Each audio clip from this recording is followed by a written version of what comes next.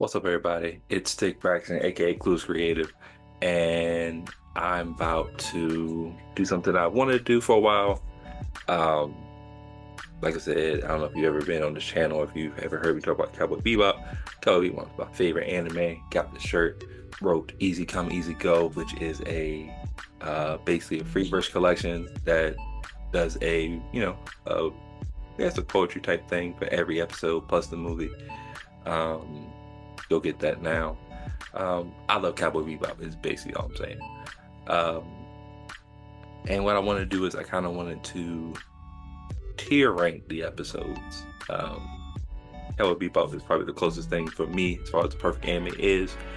Um, and although all of them have their great qualities, um, some are, well, yeah, some are better than others. And then there are others that are just,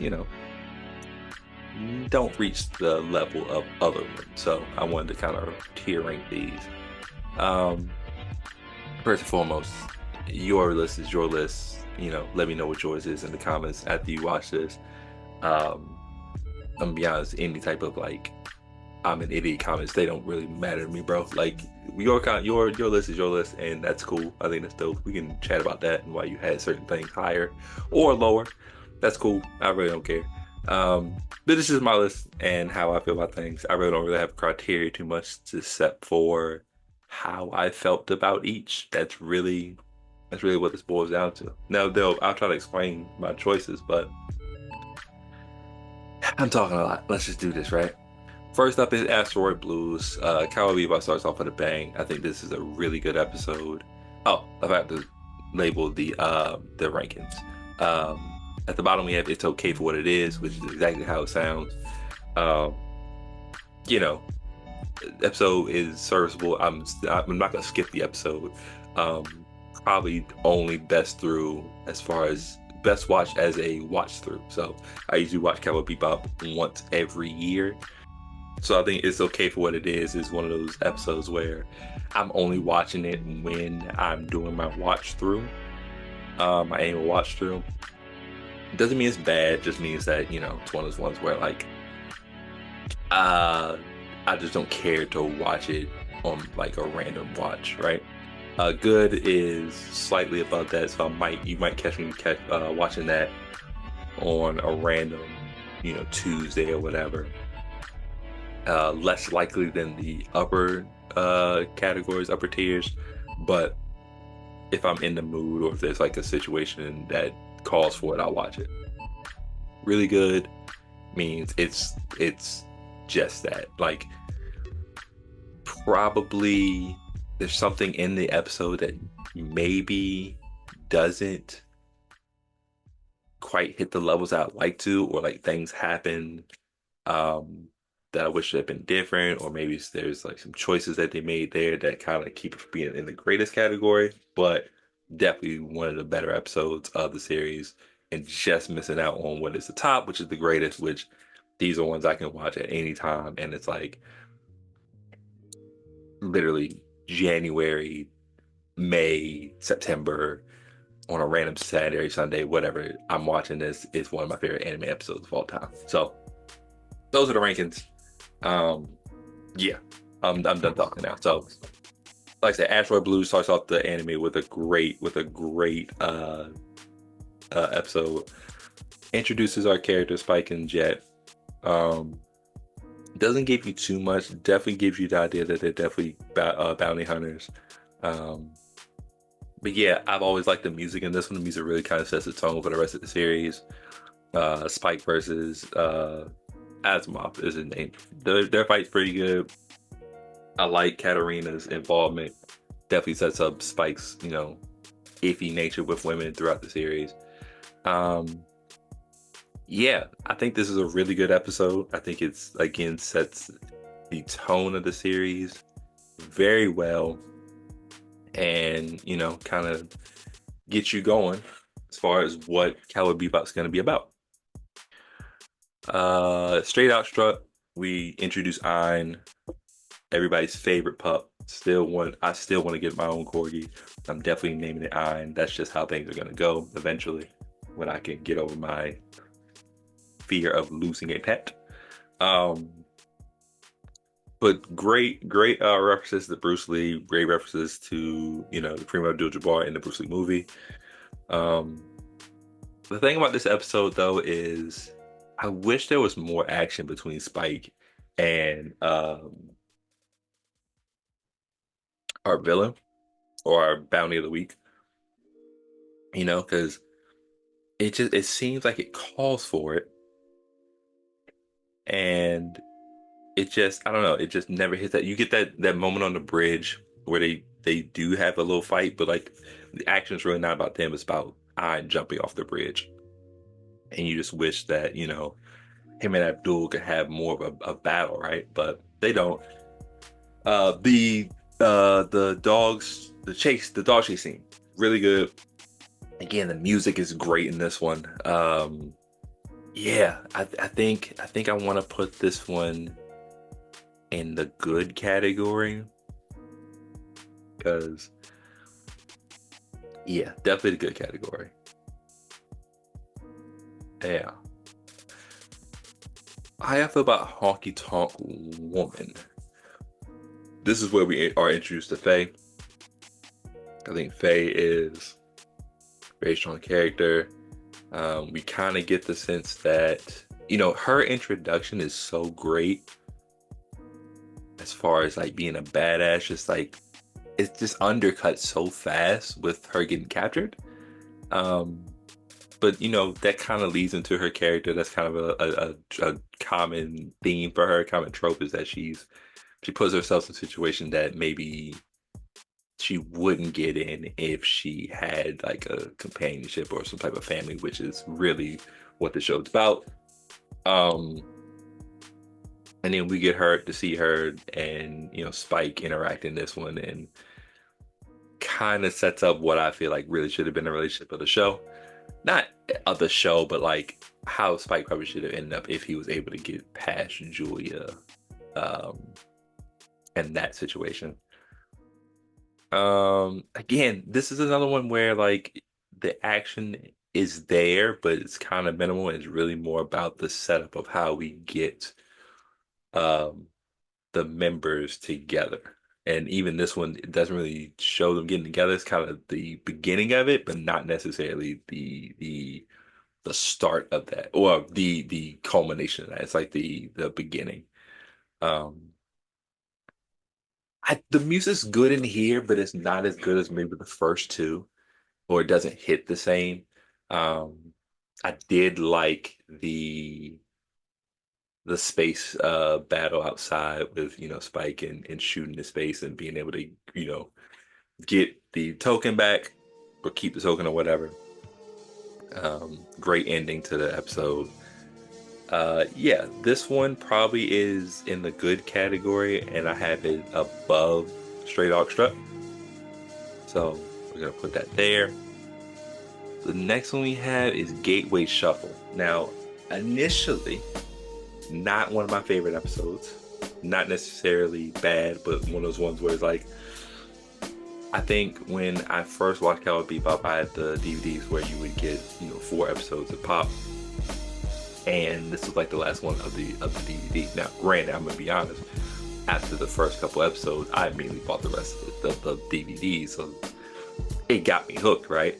But I think this is the one where it's like, again, we're this is where we actually bring at least Faye onto the ship, and kind of she nestles into the group, but it's an eco-terrorist situation.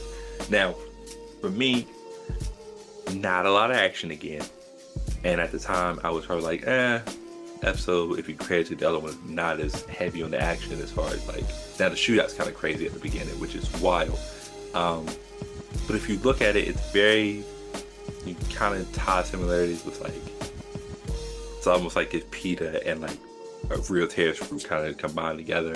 And when you look at it from that perspective, it's very interesting how they settle things, how they set things up, how they set diseases up, as far as like that the thing that turns you into primates. And I love how they not only escape the situation, but also set up the ending, you know. I think that's what really ties this episode up perfectly. And so for that, I think it really culminates as a really good episode. I think Twinkle does a really good job of making you like dislike her, but not to the point where like you understand where she's coming from. It's just the aggressiveness, which is kind of like what PETA is. That being said, I have Gateway Shuffle nestled in the good category, in between Straight Outta Strut and Honky Tonk Woman. So again, show starts off really good. I would say good, between good and really good. Like it's right there. Afro Blues kind of carries the first 3 episodes, in my opinion. Now, I shouldn't have to do too much talking about this one, so we're just gonna put that there. Battle of the Fallen Angels is one of the greatest episodes of all time, and I'm not gonna spoil it. It probably will be the best episode of this show if we're talking about this tier ranking. Music, action, the stakes, the story. This is where we get the sprinkling of our main story. If we're taking Spike as the main character, and he is, right? Spike's story is the main story, and this is the first episode of that. It does involve our people, the entire crew, but which really revolved around what's the mystery behind Spike and, you know, his past.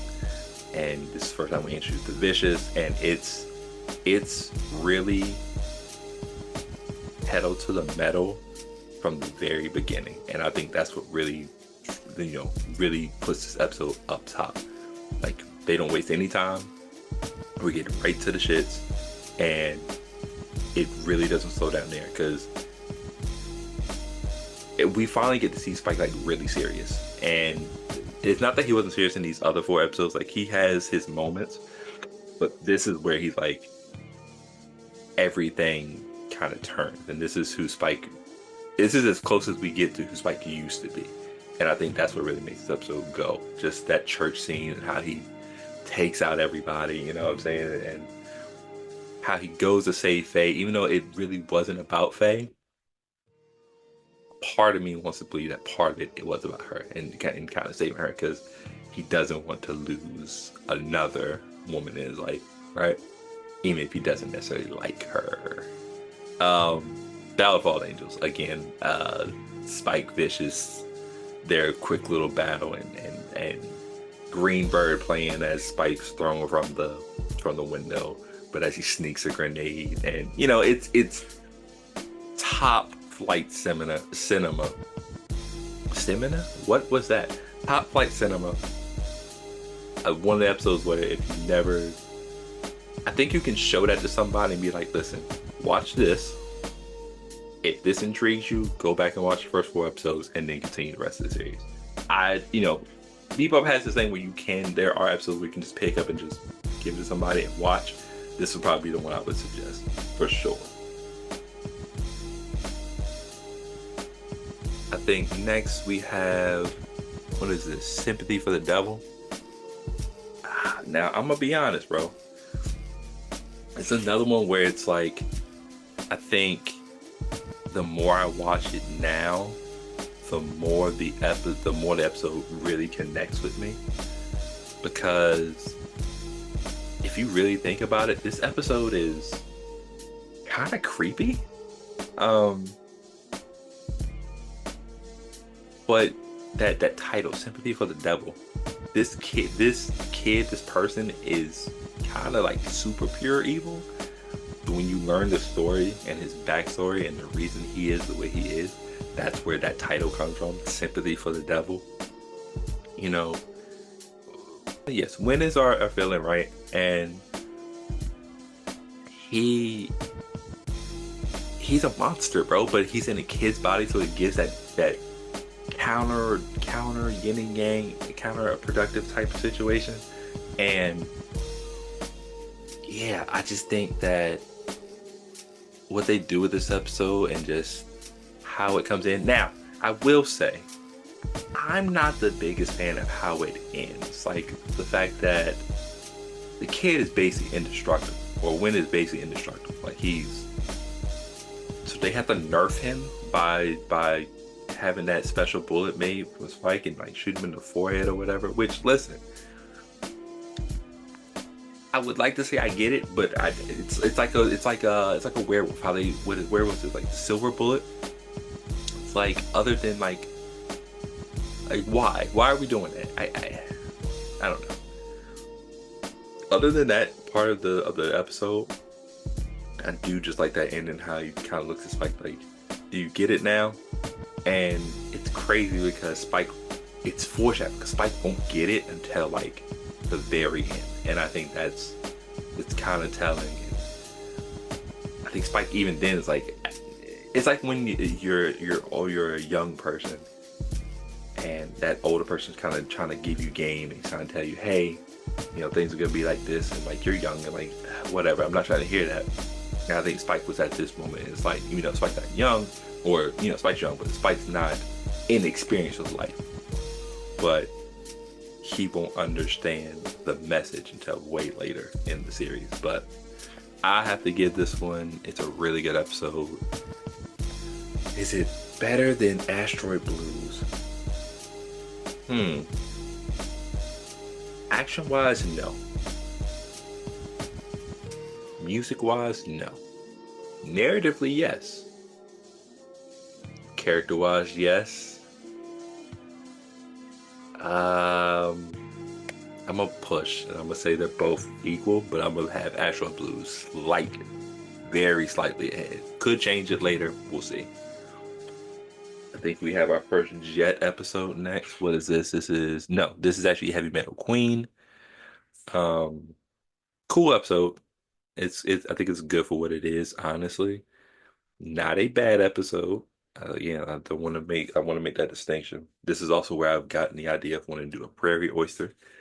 Still haven't done it yet, but I plan on doing it. Maybe I'll record it and put it on here.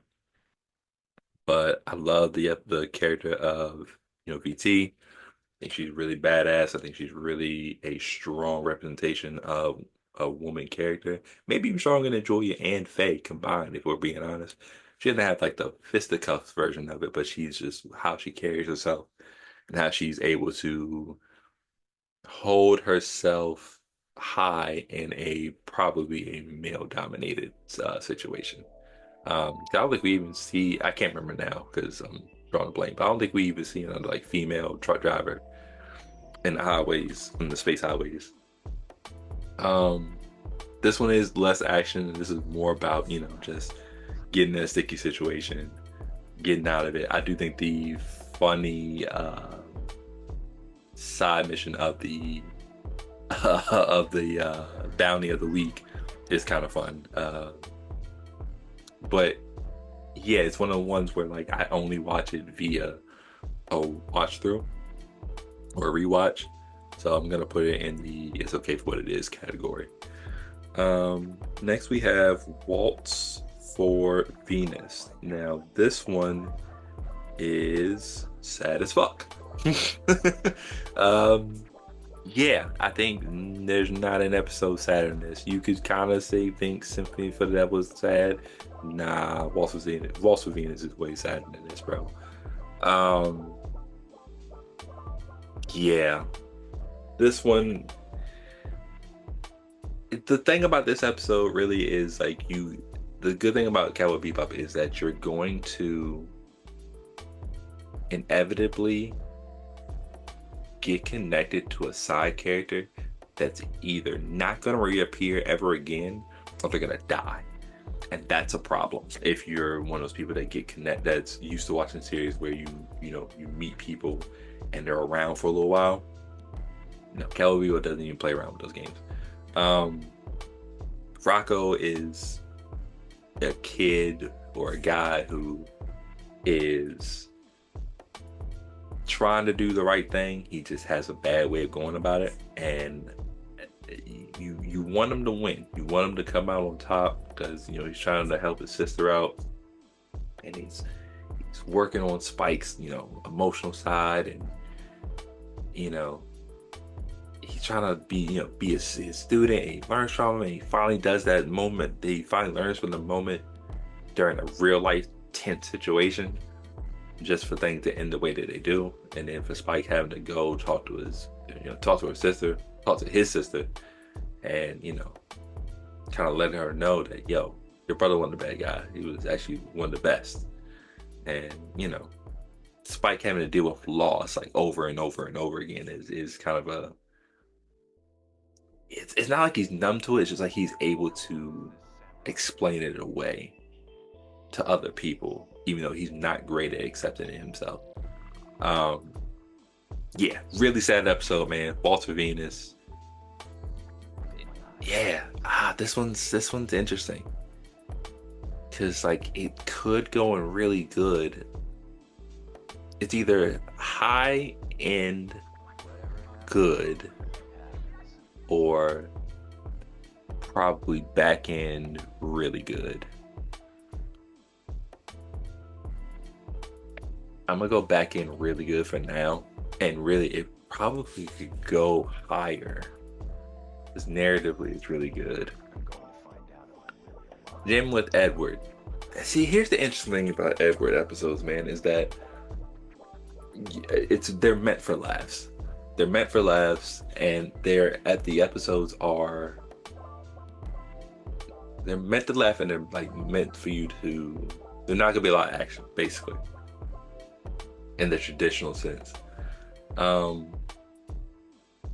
This one is about technology and being lonely in space and not having a companion, and that's really what Ed brings to not only to the Bebop crew but to our bounty of the day, right? I think Edward brings a much needed comedic relief, consistent comedic relief to the Bebop. The thing about Ed's not going to give you an emotional moment until way later in the series, and it's probably the saddest moment of the series. Well, it got me the most because it's the music that comes along with it, but we'll get there in due time. This one's probably just okay for what it is. I probably would watch it over Honky Tonk Woman just because Ed's hilarious and the episode's interesting as far as what they do with it and how the episodes end. How Ed's like, "Yo, nah, y'all not leaving me. Yeah, I'm part of the Bebop at this point." So I'm gonna go with that one, but it's one of those ones where it's like, rewatch and then we go on. Ganymede Elegy. This one's Jet episodes, man, are heavy. They're heavy. Like, I think there's no heavier episodes as far as it's tough because Spike has tough episodes too, but a lot of them don't come in until the end of the series. But there's something about Faye and Jet episodes. Cause like Spikes is about loss, right? Spikes is always about loss. Phase is it's about loss too, but it's about finding things and not being able to remember. It's like it's not even that you forget, it's that you can't it's not even that she forgot, it's just you can't remember. And that's the thing. Belonging is her thing, right? And then there's Jet. And Jet's is all about betrayal. Typically it's about betrayal. That's Jet's common theme in his. And this one is kind of that, but in a sense where like he kind of betrays his former lover, right? But not in the sense that he cheated on her, but the fact that he was so overbearing on her life that it pushed her away, and he felt like she betrayed him in a sense, right? Um, Again, this is one of the ones where like you're not gonna get action in the traditional sense that you're looking for it. This one's more about coming to grips with our mistakes and the way Jet calmly but slowly, comes to terms with it's him that really made the mistake, not her. And basically not trying to look like a hating ex, right? And taking her man down, just for the fuck of it, or maybe try to get her back. This was more about like I'm trying to help you, and if I gotta take him down, even if I'm gonna help him in the end, I'm gonna do that. not the necessarily the best Jet episode, but it's higher up there. Probably the second one actually, if you really think about it. I would say this is a good episode. It's probably better than Straight Out Strut, better than Gateway Shuffle. It's higher. It's ahead of all these. Can we move Honky Tonk Woman behind that? Thank you. So, now number 11. Is that Jupiter Jazz? I think number 11 is Jupiter Jazz Part 1. No, sorry, Toys in the Attic. Wait, where is Toys in the Attic? Is that number 9? No. Okay, yeah, Toys in the Attic is episode 11. Toys in the Attic is hilarious. It's probably one of the funniest episodes of the series. I think probably only one that's probably funnier. The thing about Toys in the Attic that will make it the best is do not take the episode seriously. No matter how high the stakes are that it seems, just don't take the episode seriously. It's just a great reference to Alien, and others, great sci-fi stuff of that time period. And I think once you do that, you're gonna have a blast. This is probably a high-end, really good episode. Like, I could watch. This is good for like to watch on Halloween. Like, if you want to, there's a better one, but like this is good to watch on Halloween if you're trying to be quote unquote scared, or like a creepy episode, but you want to laugh too. So, Toys in the Attic is back in, but it's really good. Jupiter Jazz 1. Perfect ending with, good cliffhanger. Introduces our character of I'm telling you, bro, names are bad. I'm really bad at names, and I love this character. I'm gonna do a Cowboy Bebop character tier list at one point. God, I hate that. My man Grin, who, in the live action became, I think he's non-binary, and in that one, I think they go by they. They, I believe is what they tried to do. But you don't get the full backstory until Jupiter Jazz 2, which you could kind of see. Trying to put them together, it would be interesting. I would say that Jupiter Jazz 1 has it's a really good episode, because there's some good moments in this episode, from Faye beating up, or really Grin beating up the guys in the alley, and Spike also beating up the guys in the alley. That's a great moment. And we see the Bebop kind of almost split up, really, as everybody tries to go away. This is another beginning of a second portion of Spike's story. And we get more backstory. We really start to learn more about Julie and stuff. Or not too much, but we do kind of get like some bits and pieces again. This is tough. Because I think I like episode 2 more than episode 1. So this is what I'm gonna do. I'm gonna say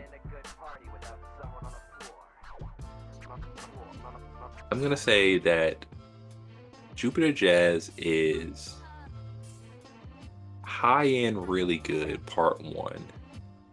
And I'm gonna say Jupiter Jazz part 2 is also high and really good, but it's slightly better. Because I love the dogfight in the second one, and you finally get that culmination between Grin and Vicious. Why Grin trusted a man named Vicious is kind of crazy to me. Why anyone would trust a man named Vicious is kind of crazy to me. But he's vicious. But I do think that them being able to confront their tumultuous relationship and had this dogfight, and Spike sending them off to try to get a Titan again, man, and that beautiful soundtrack yet again. Spike, pulling up on the Bebop, being like, "Hey, I'm back," and Jet just welcomed him back in. it's good stuff, man.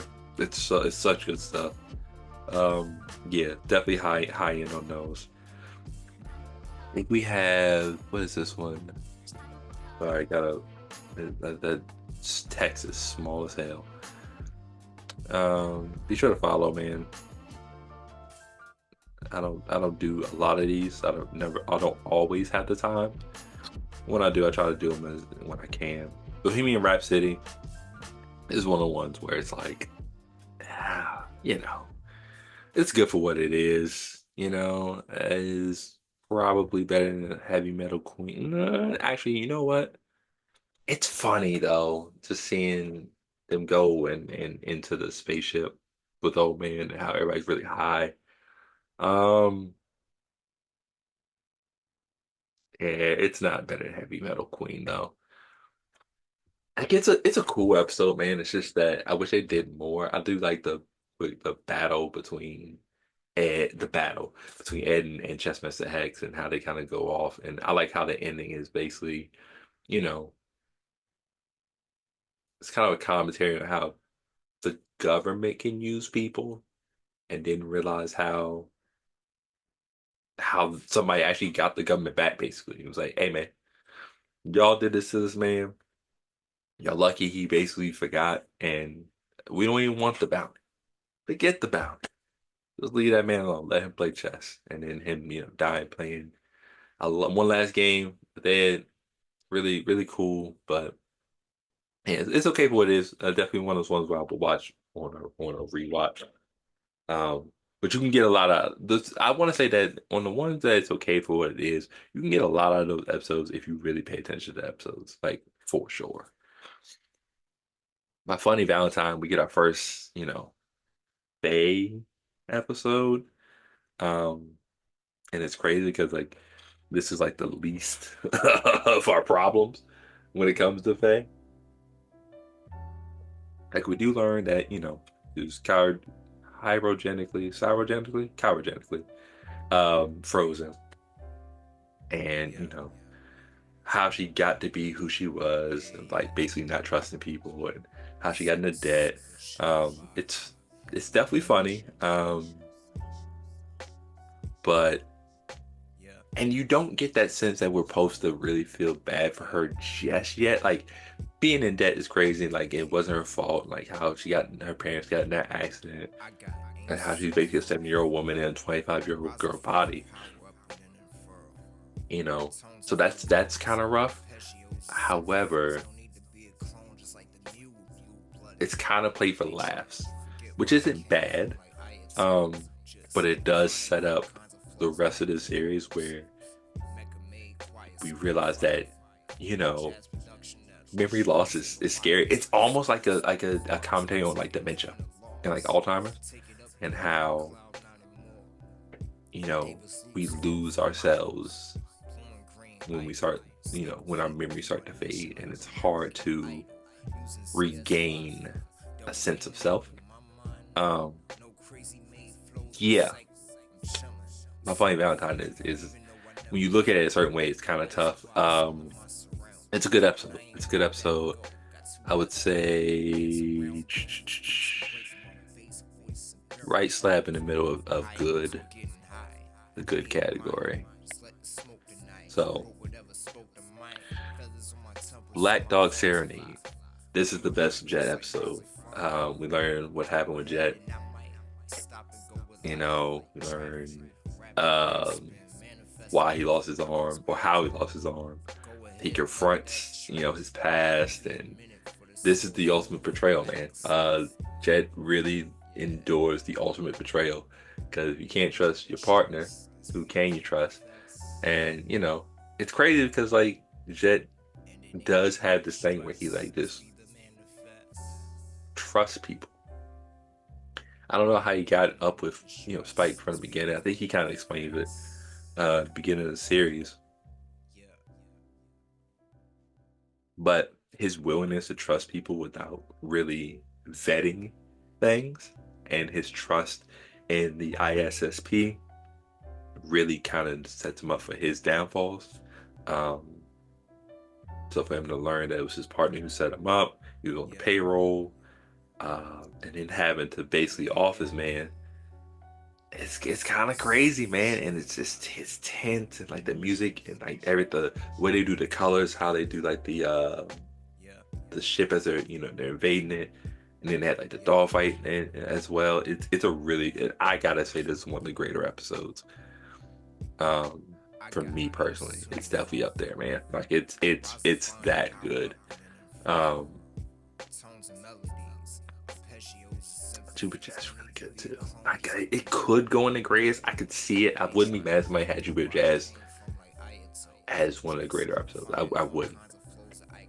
Mushroom Samba is just again that's probably the funniest episode. That's when people say like this is the funniest one. All the anybody named Ed gets high. It's hilarious, and Ed's doing the craziest chase scenes. um, Ed's funny, man. She's so funny. Ed and Ann is a great. I'm actually surprised we never got like an Ed and Ann like not a spin-off, but like a special or something. You know. Um, they just have this really cool dynamic. It's like a Shaggy and Scooby type of situation with them. Um, yeah, it's funny and just how it ends, how everything. They had the chance to like be rich and like they just keep missing out, and Ed's like this really the closest, but because it's Ed, it was always gonna end that way. A lot of focus on black exploitation films with this one, which good homages because like not a lot of anime shows were good at doing um black representation or at least depicting black characters, and I think they did a pretty good job here. And they took references and really didn't stray far from them, which I think is important, and then kind of like didn't over the top dramatize them with stereotypical black shit, which is I appreciate that. So Mushroom Samba is probably for me a really good episode. Back in though, because I like the funnies, but and I like the serious nature of the episodes myself. This is Speak Like a Child. This is where things did dark for Faye. If we focus strictly, right, on if you focus strictly on the narrative, this is one of the stronger narrative episodes because like everything doesn't seem like it's supposed to fit. Everything is like we're going after a Betamax tape and phase off doing some random shit, and it just everything culminates and like builds to the end where we all know it's Faye watching this shit, and then she's staring at it, and it's just so sad that she can't remember that shit. She know, like in her heart of heart, she knows that shit happened, but she can't remember anything, and it's one of the hardest things to watch. It's so hard to watch, man, and again, traditionally not like a very action heavy episode. In fact, it's really silly with the guys just doing everything to get this damn Betamax, which I really they don't get the Betamax, they get a VHS, which is hilarious. Um, uh, or vice versa. I can't remember specifically. I think it was that way though. Um, but yeah, it's just one of those ones where it's like, bro, what the fuck, right? Um, really sad. Speak Like a Child. It's a high-end good episode for me. It's better than I would say it's probably better than the Academy Elegy. Like in the sense that I would watch probably Academy Elegy over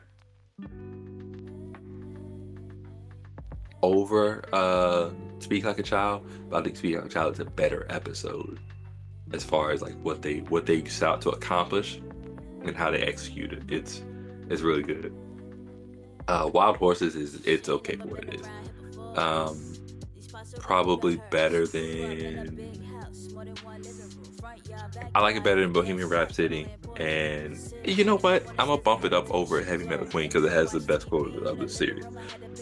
one I plan on getting tatted on me real soon, and it's basically whatever happens, happens. You know, Spike's infamous quote. um, it's one of those episodes where it's like, I don't know, it's hard to explain because the action is so minimal, at least as far as like fighting wise. But there's like a little dog fight situation in space, and the stakes are high because like obviously you can die, and it has to do with like, you know, space shuttles and getting back to Earth or whatever, and that's cool. And the music is great. The music is really good. I think that's kind of what also bumps it up a little bit. Um, but yeah, it's the not. I don't know if there's just something missing there as far as like what I expect from Cowboy Bebop episode. At least one, like these ones that you see above it, like they had that certain je ne sais quoi, honestly. So, Pierre LeFou. Okay,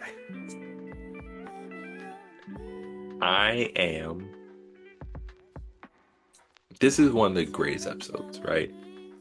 Now, if I would say this is one of my favorite episodes, I would put this in front of Battle of Fallen Angels. I love Pierre LeFou. I think this is my favorite. I watch this like randomly, just randomly will watch this episode. The Batman like esque references, the darkness, the creepy music, this episode has the fights, just the shooting and the bombs and Faye coming to save him, and Ed's funny in this episode, and you know, Puff Puff Faye. Like this episode, I can recite this episode damn near to a T. It's going here. Just know that if it was a favorite episode, this is my favorite episode for sure, for sure. Um,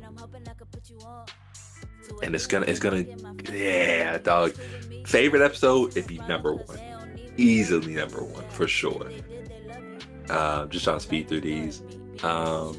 This one is, oh my god. Okay, we go from my favorite episode to absolutely my least favorite episode. Boogie Woogie Feng Shui. Now, my last view of this Cowboy Bebop, I'd had such a better feeling on this episode. For a while, I would literally say this is the worst episode, and I don't like to use that with Cowboy Bebop because I think Cowboy Bebop has great qualities in every episode. It just took me a while to learn more about Boogie Woogie Feng Shui. The references are really fun in there once you get them. What they're trying to accomplish as far as their overall message is good. I just think that it making this Jets final episode be this and it kind of takes away what the first two did, because you lose that betrayal theme that he usually has, and it's just one of those things where it's like I wish they could have done more with Ed, you know, with the character, and maybe give him a better send off as far as his arc goes, because I think he has the weakest ending to his arc of any character, right? And that includes Ed, because Ed at least has a, what's the word I'm looking for? Ed has a, he has a greater send off, I guess is what I'm trying to say. So yeah, Boogie Woogie Feng Shui, okay for what it is, but it's definitely the least best episode of the series. Cowboy Funk, infamous because it was, you know, banned for a while due to, you know, certain event that happened in 2001. But with the greatness of DVDs and being able to watch streaming and all this stuff, because I don't know if I know, I didn't watch about Cowboy Bebop until 2015, which is crazy. But this is a funny episode. Does a really good. It might be actually as funny as Mushroom Samba, honestly. Andy it's a trip, bro. He's so fucking funny.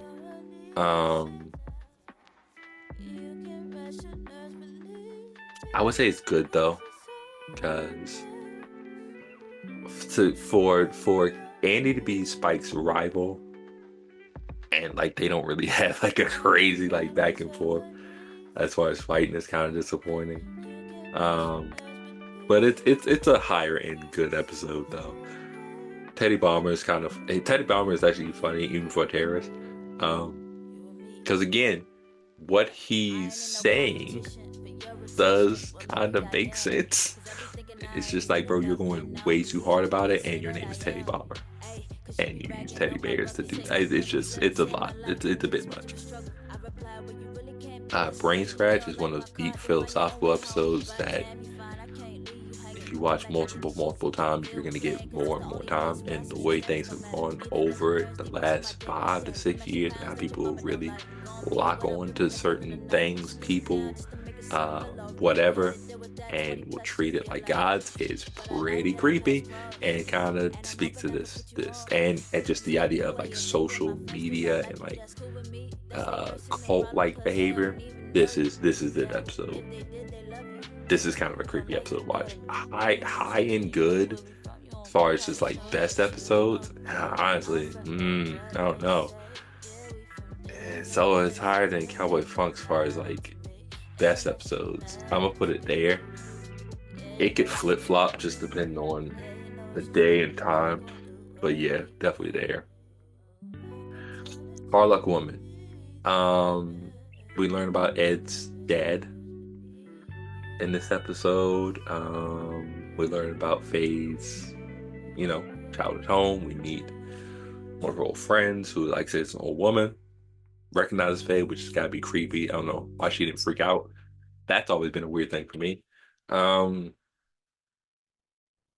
But nothing is sadder than when they play that song, bro. Call Me.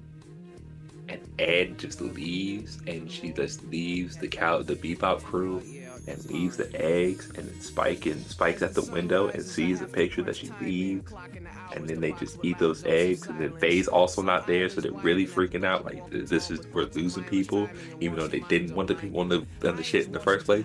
It's the saddest piece of shit I've seen in my life, bro, and I hate it. It's definitely one of the greatest episodes ever. Is it better than Blacked Out Serenade? I don't. Yes.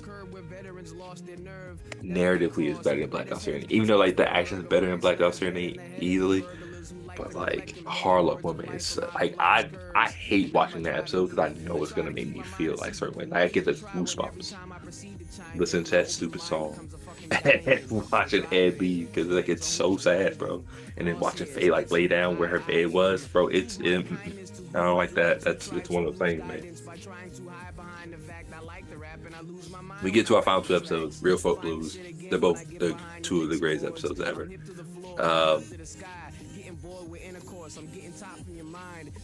Real Folk Blues is probably better than all of these. The question then becomes, though, Real Folk Blues 2 is better than 1. I don't know why I'm doing that. Real Folk Blues is better than 1. Real Folk Blues 1 is good because Mike does meet Julia, but like he has to go through a lot of shit to get there. We get to see Julia's, get a little action in. Kind of do like a little tag team thing with Faye. And it's just funny. Spike pulling up with a rose and then like Julia pulling up with a gun is like hilarious to me. At the end of the first one. And you think like, damn, dog, you finally meet up with the girl and then like she about to pop you, but obviously we know that's not true. And then everything that happens in Real Folk Blues 2, the series finale, it's again, I said about Battle of the Fallen Angels, top flight cinema, bro. Like top notch cinema. Only the best writers are writing that, and it's the perfect send off. It's a sad send off. It's the right send off. You get everything you really want. You don't get too many jokes because again, when Spike's a Joker in mostly every episode that we see. But when the focus is on him and it's his plot point, all that jokey shit go out the window. and it's one of the greatest episodes of all time, man. So so yeah, I think this is gonna be my tier ranking. I think I'm gonna settle it here. It's okay for what it is. From back to front, we got Boogie Woogie Feng Shui, Bohemian Rhapsody, Heavy Metal Queen, Wild Horses, and Jamming with Edward. In the good category, from back to front, we have Straight Dog Strut, Gateway Shuffle, My Funny Valentine, Honky Tonk Woman, Cowboy Funk, Brain Scratch, Ganymede, Elegy? It's Elegy. I don't know why I keep trying to make it Elegy for some reason. Ganymede, Elegy, and Speak Like a Child.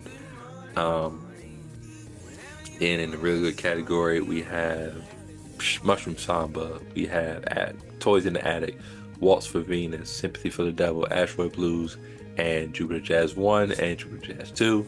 And in the all-time category, the greatest episodes of Cowboy Bebop, we have Black Dog Serenade, Harlock Woman, Pierre LeFou, Real Folk Blues Part 1, Real Folk Blues Part 2, and Ballad of Fallen Angels being the greatest episode of Cowboy Bebop.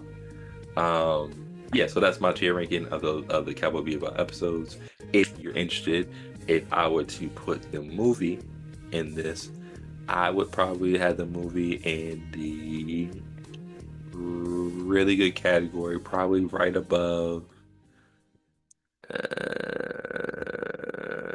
probably in between Sympathy for the Devil and Waltz for Venus. The movie's pretty good. Movie's just long. I'm gonna be honest. Movie's pretty long. Could probably have dealt with some editing, but the fights were good. I think actually the fight with Spike versus Vincent is the best fight in the series. If we're talking about this choreographed, oh, it's fantastic. And the music supply. That music is sublime in that whole movie. Um, but yeah, let me know what you think.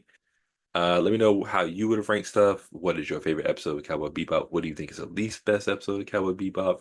And I plan on doing a character list at some point, so let me know what your favorite character or who your favorite character is, whether it's a main character, a side character, whatever. I'm doing all those.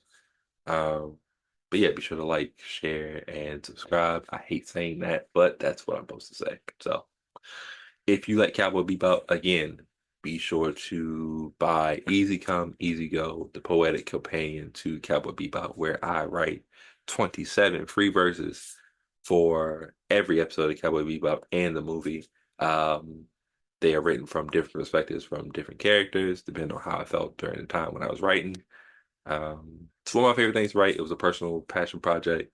We actually had reached, when it dropped, number one new book, book about death, because this deals with death, loneliness, regret, past, stuff like that. So it was number one in that category, and it was like a top five new drop. So it was very popular, did very well. Would love for you to read it, and if you do, please leave a review when you do. And yeah, I'm smacking a lot of things. But you know, I've been Blues Creative, aka Sick Braxton, aka Spike's favorite guy, and whatever happens, happens.